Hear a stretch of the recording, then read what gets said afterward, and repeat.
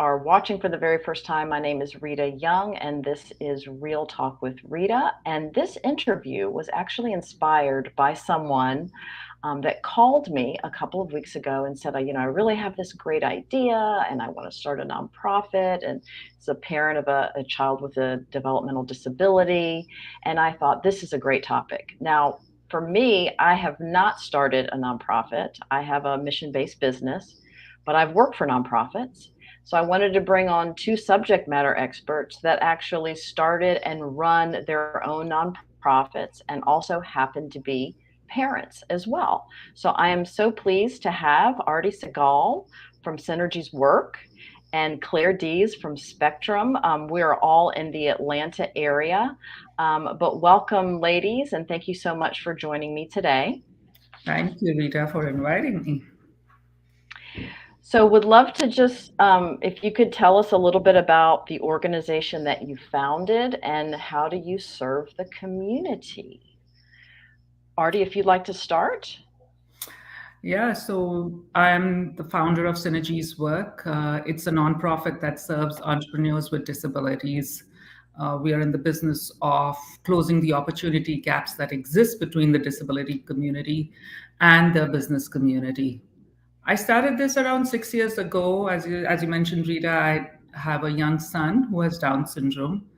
And my life's trajectory changed with his birth. And from a business world, I moved to understanding what this disability world is all about, because what was written on paper, what was provided to us by the law, was very different from what was happening on the ground. And I couldn't wrap my heads around this.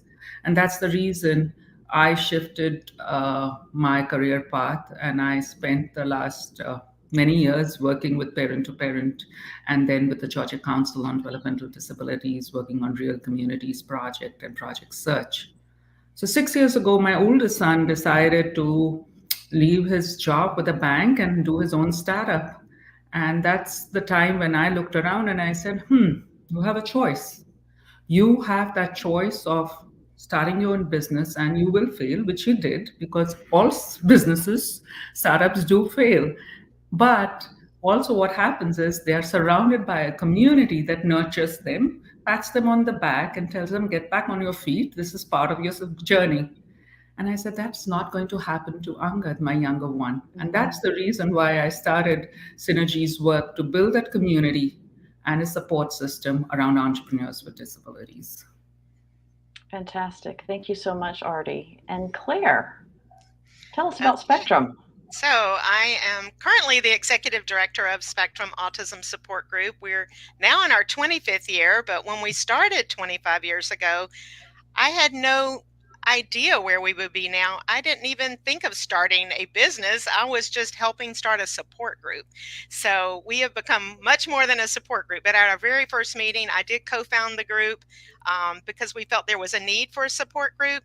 But when we had over 100 people show up at our first meeting, we realized, yes, there's a need for support. So people were looking for more than support, we found. They were looking for summer programs, after school programs, respite, connection with other families, like family events. So we realized we could do a lot more. And so I realized pretty quickly, if we were going to be able to do those things, we needed to figure out how to raise some money. And I needed to incorporate and become a nonprofit. So I took that on. And so we did incorporate in 2000 and became a nonprofit at that time. So Wow. And Claire, how many families do you serve? currently, we serve over 1,800 individuals with autism and their families.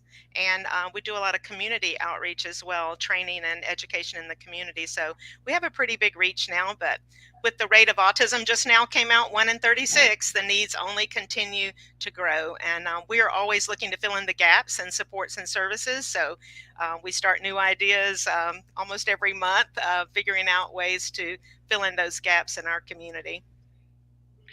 So, what inspired both of you all? It sounds like you'd already, your son, both of your sons inspired you. Claire, just the Yes. need in the community. Anything else you want to say about what inspired you? Because it's not only the inspiration, it's the idea, it's the rolling up your sleeves and doing the hard work. I'm glad you mentioned that because It is hard work, but it became my passion quickly, and I do it because I love it. So I never even thought about asking for any kind of salary. And then I realized I'd have to raise my own if I was going to get paid. But having a son with autism is what inspired me to start the group with another mom, because he was 10 at the time, and I realized my experiences might be able to help someone else, and maybe it was time for me to give back. And I do have a passion for volunteering, and so this was a nice fit for me. And my background is business administration, so it was a perfect fit for me, and it's just grown over time. I was not the visionary. I was the hands on the ground person doing all the background work, and never wanted to be the person in charge. Just ended up in charge as the other mom moved on to other things, but realized what a great opportunity I had to give back. No, just like Claire has mentioned, it's she started it and bootstrapped, basically didn't pay herself, but realized that this is what is needed. But I think that's true, Claire, for every business. Same with me.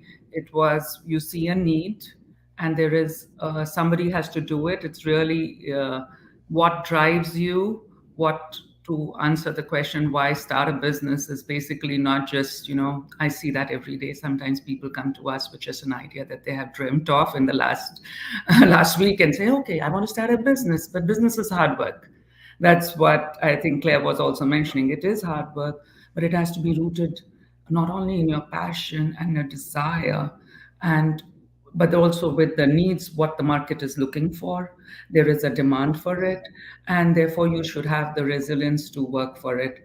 And for me, it was all of the above. There wasn't any money to begin with, then a desire to make a change happen, and knowing that there is a need to talk about it. So I guess it is, as Claire was mentioning, my life's purpose. It's when your work is not your work, but something that you get up in the morning and say, this is what keeps me going. I guess you find your purpose. That's so So true. it's interesting. Interesting. You both have business backgrounds. Do you think that that was helpful in this process? Definitely. You see, when we are talking to Yeah. other entrepreneurs and helping them set up businesses, our role at Synergies work is not to help set up a business. Our role is really to connect the dots. Because setting up a business, I can start a business on internet today, and thousands of websites will come up. You can go to anybody and they'll tell you, oh, this is how you do it. That's not what we are in the business for. What is required for any small business to become sustainable is not just starting, but over a period of time, at least the first 5 years, do you have the bandwidth and the capabilities and the connections and the opportunities to make it sustainable?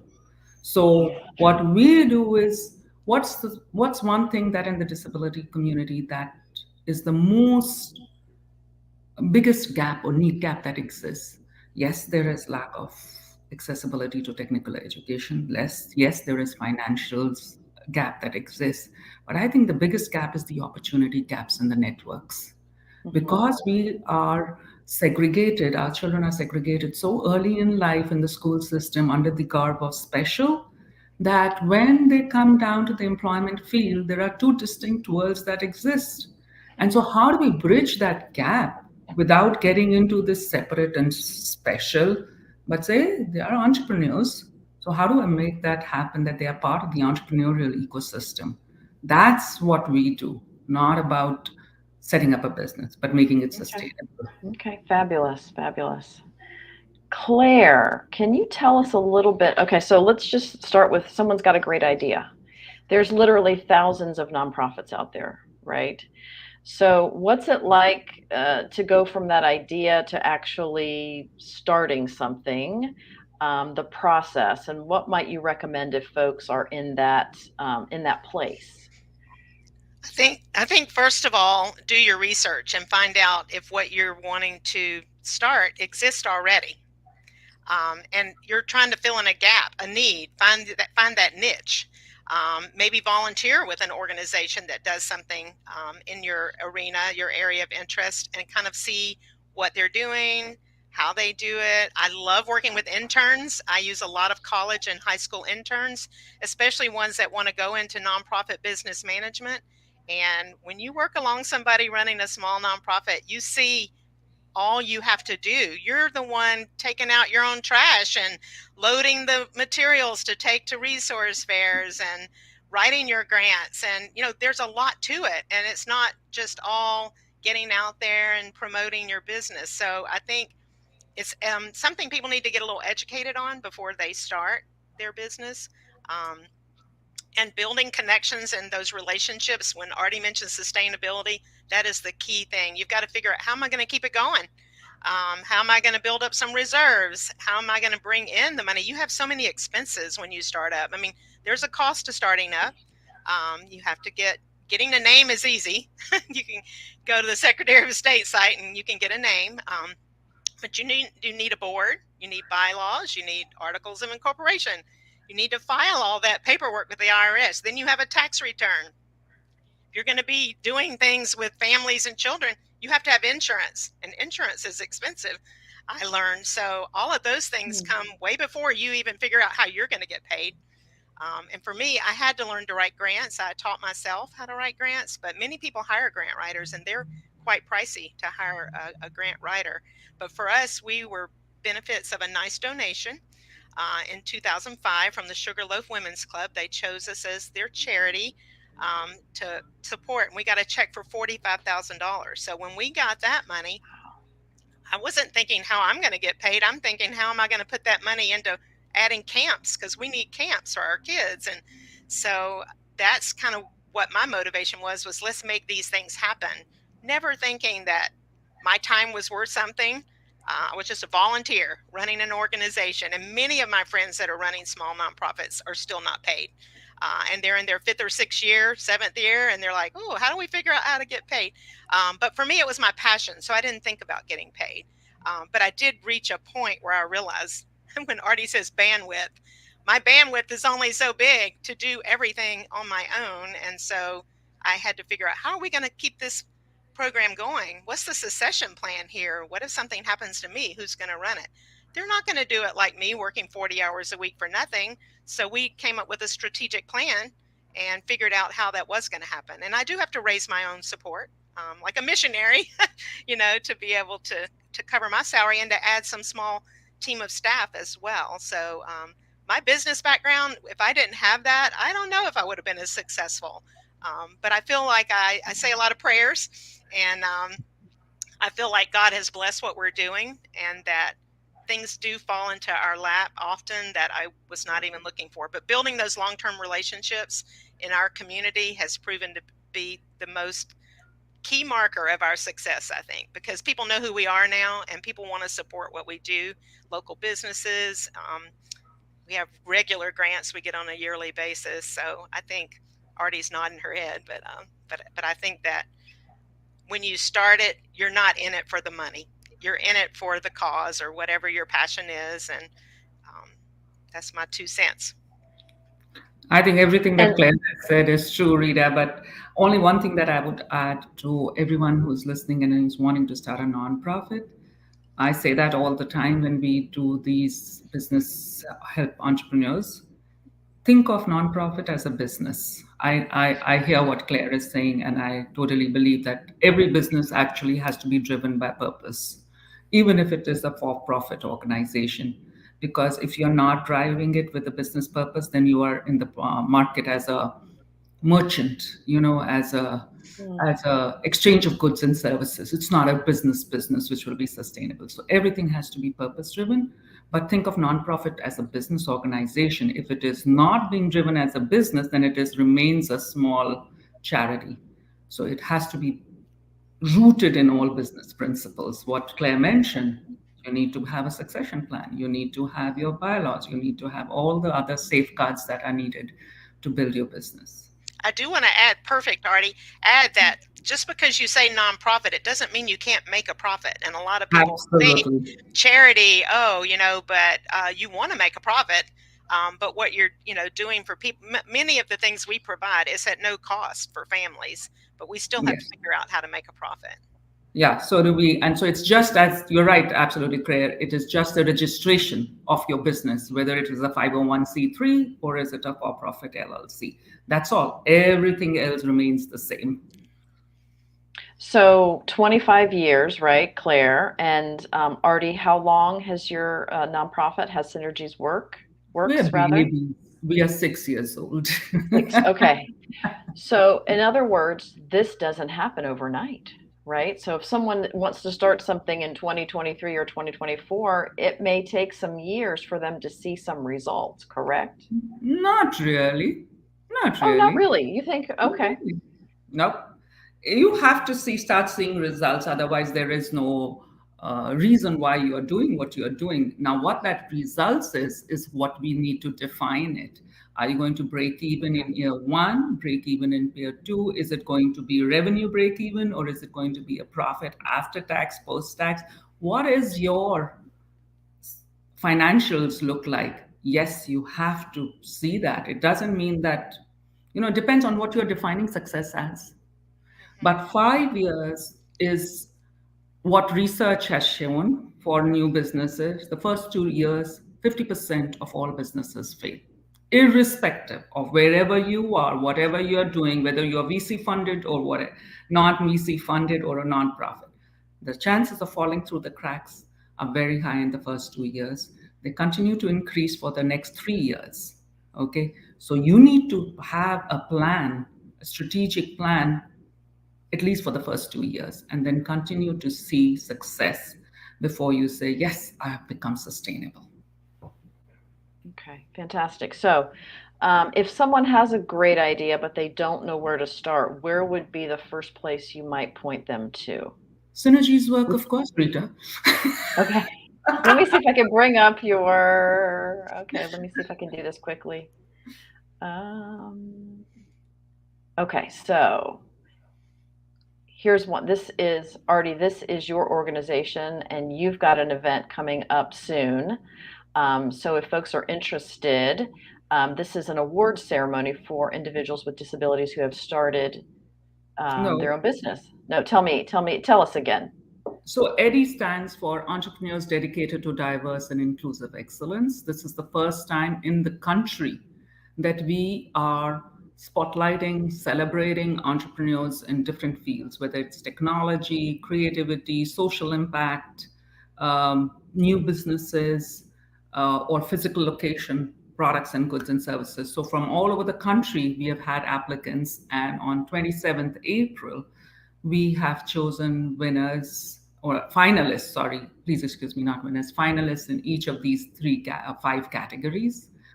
We are flying them from wherever they are in the country for a 2-night stay here. We are bringing in community leaders, business leaders from all over, with the purpose of so that people can actually see that disabled entrepreneurs exist in the space.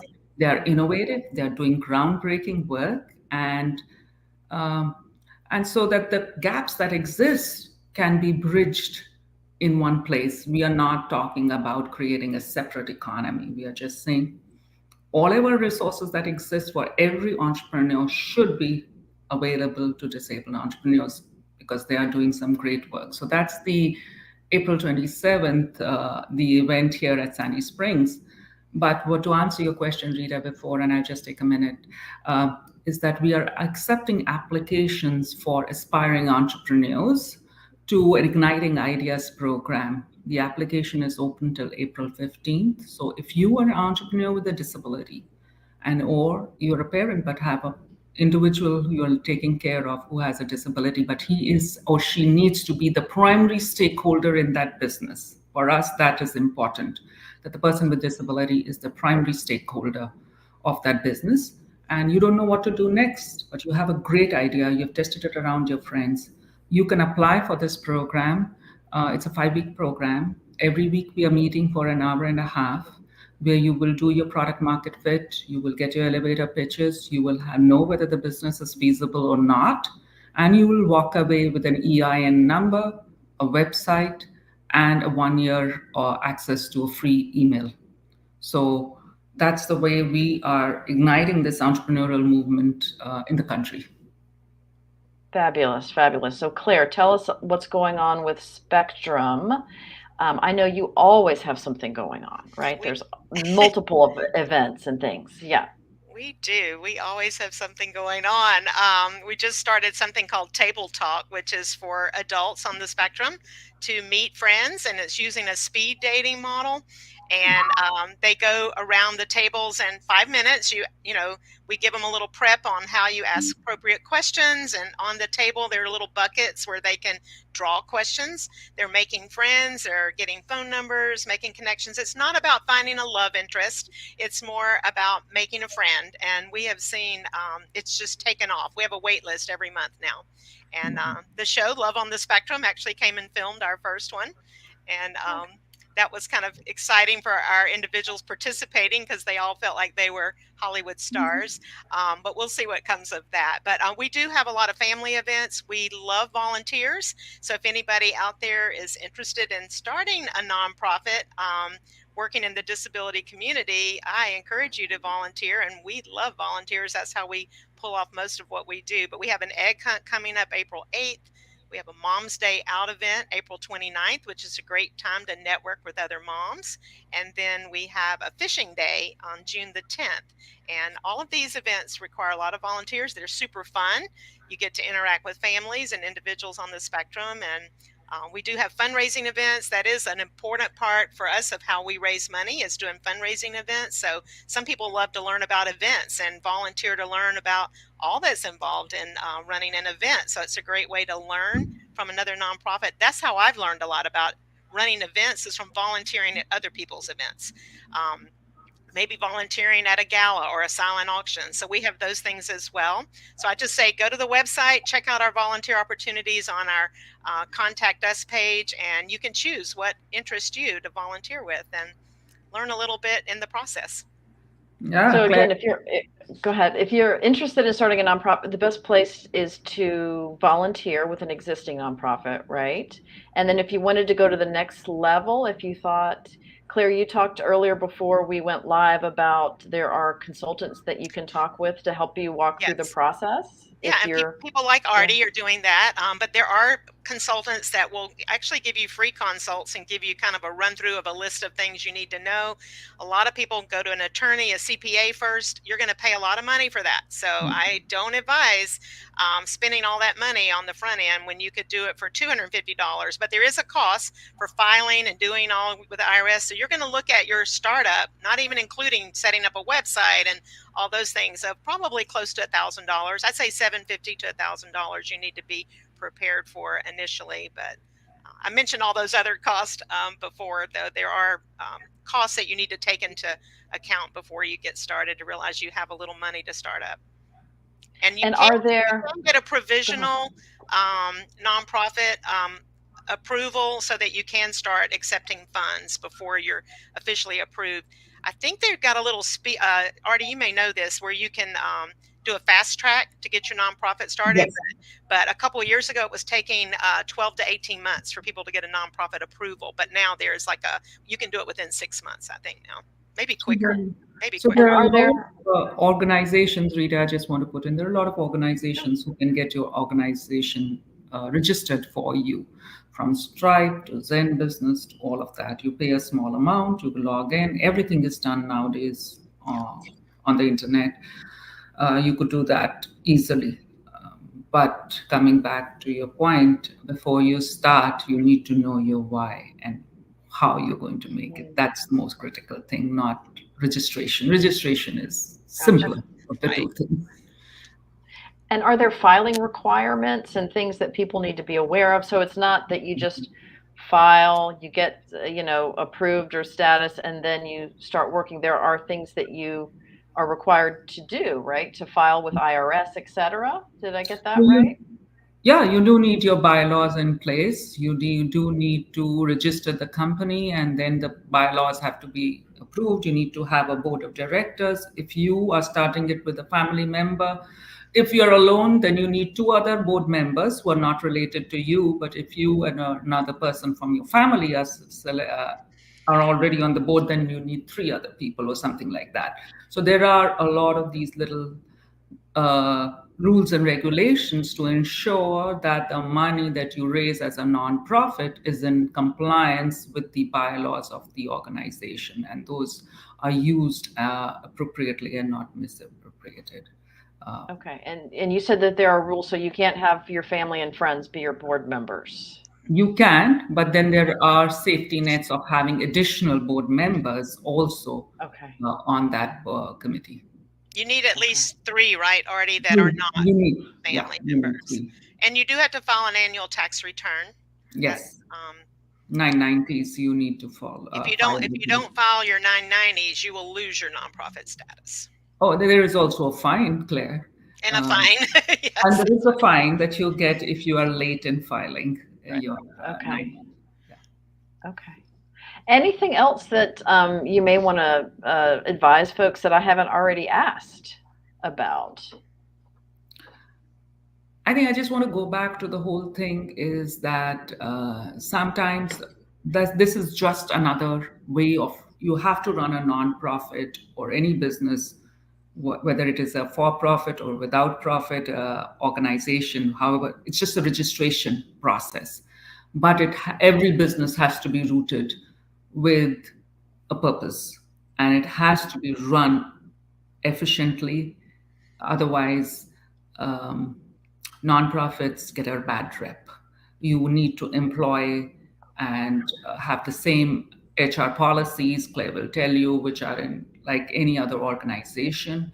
Only thing is, as a nonprofit, there is a bigger mission with which you started, and therefore you cannot lose track of that mission.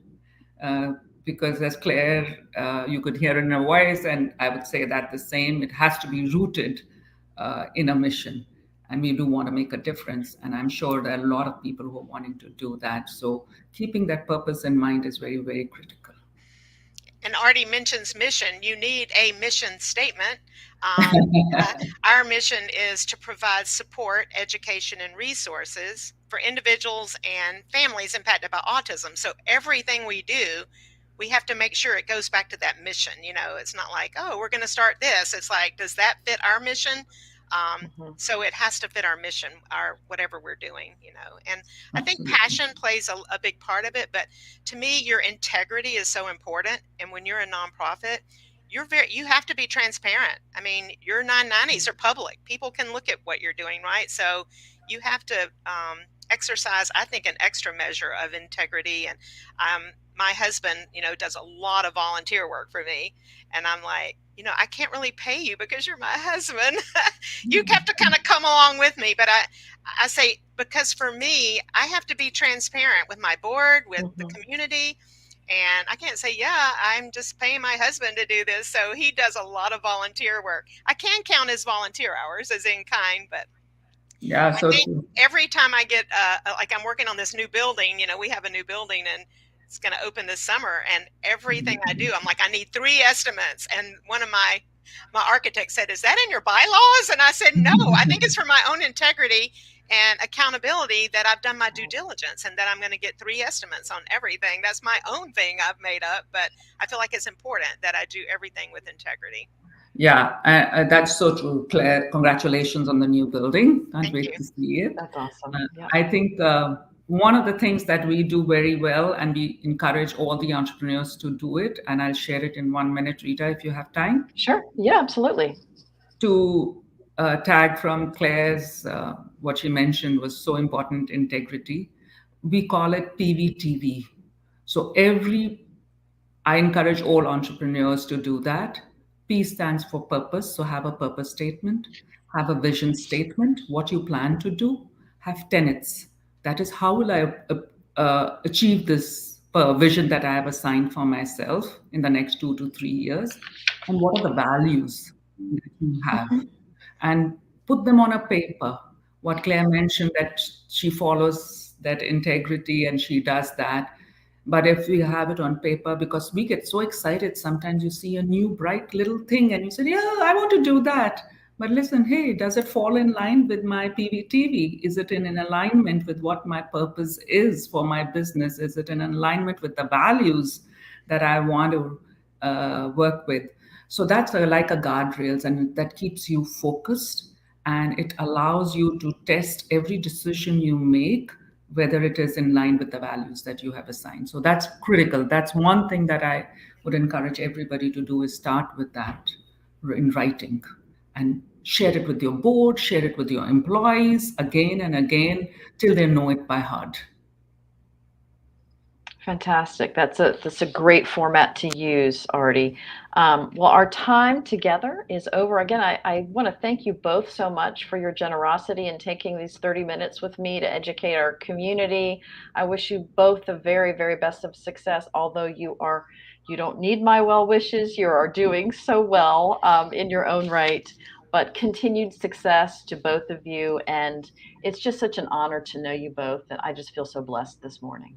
Thank you. Rita, you are Thank you, amazing. Rita. I will take all your All right. blessings and best wishes. Coming to you. Coming to you. All righty.